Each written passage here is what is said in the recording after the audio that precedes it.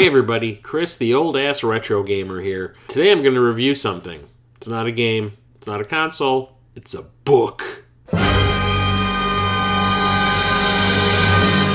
book. You know, back in my day, when you wanted to make a video game purchase, you didn't really have a whole lot of options when it came to research. Nowadays, just click a couple keys on your keyboard and you're watching video footage of a game on YouTube. We didn't have that back in the 80s and 90s.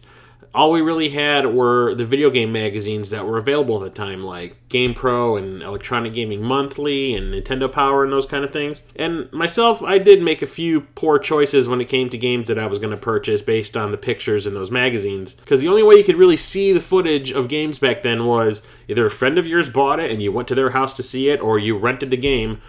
Not all video rental places got every game available. Sometimes if you were interested in a game, you just had to bite the bullet and go and blind buy this thing and hope for the best that it was going to pay off.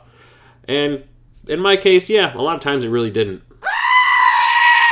Which is why I wish we had a book like the one I'm about to talk about available back then. So I was sent a copy of this book from McFarland, which is a publishing house, and the book is by author Brett Weiss, who has actually written a series of books that cover different eras in gaming through the 70s through the early 90s.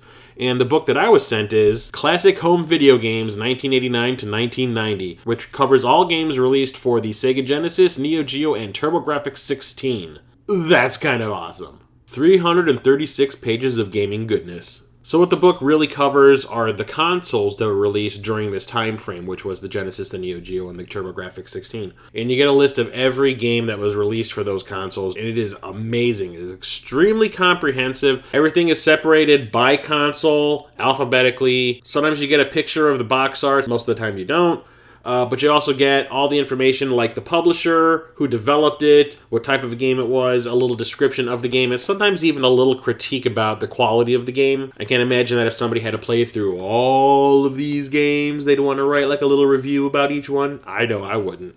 No, that would drive me mental. But just to have a list of every single game that was released for these consoles is kind of awesome just to have on hand. I really, really like this book. It is fantastic. I loved flipping through here and checking out all the different titles, some of which I didn't even know were out there. I never heard of Marvel Land. What is that? It even tells you what other consoles each game was developed for if it happened to be like a multi-plat. So let's see here. For James Pond 2, codename Robocod, it gives you the publisher, Electronic Arts, the developer, which is Millennium Interactive / Vectordine. It's a side-scrolling platformer, one player, came out in 1991. Description, and it even tells you at the bottom that also released for the Game Gear, the Game Boy Advance as James Pond, codename Robocod, and the Super Nintendo as Super James Pond. So that's kind of awesome that it goes into that kind of detail. And me being somebody who is a big fan of licensed games, I seem to talk about them a lot on my channel. Coming in here and finding ones that I did not know existed is just ridiculously cool. And what really put a smile on my face in here was when I came across True Lies in the Sega Genesis section. I thought I was the only person that really thought that game was fun. I never see anybody talk about it. It's a licensed game. Everyone goes on it. But what's the first line of dialogue in here about True Lies? One of the better movie-based titles of the era. I agree. There's even an appendix here in the back that tells you about the games that were released for all the different systems that are kind of attached to consoles that were available at the time, like the Neo Geo CD, Sega CD, the 32X, TurboGrafx-CD, the Atari Lynx, and the Game Boy. Which is kind of strange since it's supposed to be about these specific consoles, but whatever. As fantastic as it is, and I love it. I mean, I sped through this book like nobody's business. But my one problem with this book is that the title is extremely misleading. So, when you say Classic Home Video Games 1989 to 1990, I'm assuming that you're talking about the games released within those years. There's games in here that were released in 1995. You know, they got Pocahontas in here. You know, the Disney movie. It's extremely confusing, especially like if I were to pick this up off the shelf and I'd be like, oh, this is the list of all the classic video games released between these years. And I would expect that. So, why aren't there Nintendo games in here? because there were Nintendo games being released for the NES between those years also. The Game Boy was super popular at this time. And all you get about the Game Boy is this little appendix in the back that tells you the name of the games that were available and a one-sentence description of the game, which is also kind of confusing. Like, what's that doing in here? You didn't mention that on the front. It's strange the way this book is kind of put together. It's not that I'm complaining, it's just that I feel that the book should have been called Classic Home Video Game Consoles between 1989 and 1990, and then when you see that it's got these 3 consoles listed on the bottom, there you go. So aside from some slight confusion, I highly recommend you pick up a copy of this book. If you're a Sega Genesis fan, it's a no-brainer. If you're a Neo Geo fan, do it. If you love TurboGrafx, like I do, this is the shiz. There's also 2 more books in this series, 1972 to 1984 and 1985 to 1988.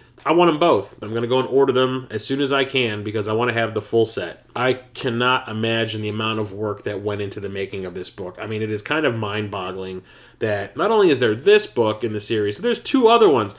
I can't imagine having to play every single one of these games just so you can have a description of what the game is about and not sound like you're talking out your ass. This is an impressive piece of work, and I'm sure it took a long, long time to compile all the information. So I'm going to say you need to pick this up as soon as you can. If you're a game collector, a game fan, a game enthusiast, just do it. Do it! A link to where you can order your own copy of this book and the others in the series will be in the description below. Get yourself one. You won't be disappointed. But in the meantime, if you're new to the channel, welcome. Why don't you click that subscribe button down below? And also, share it on the social media.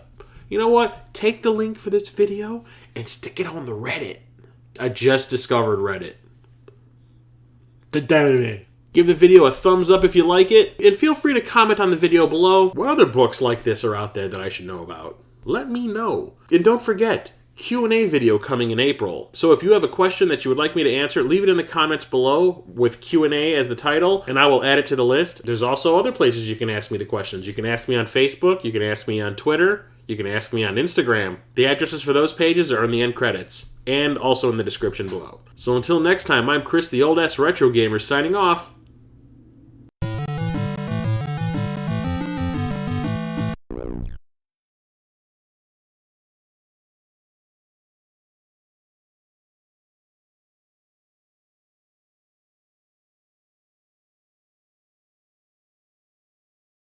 And I want to thank McFarland for sending me this copy of this book because I loved it.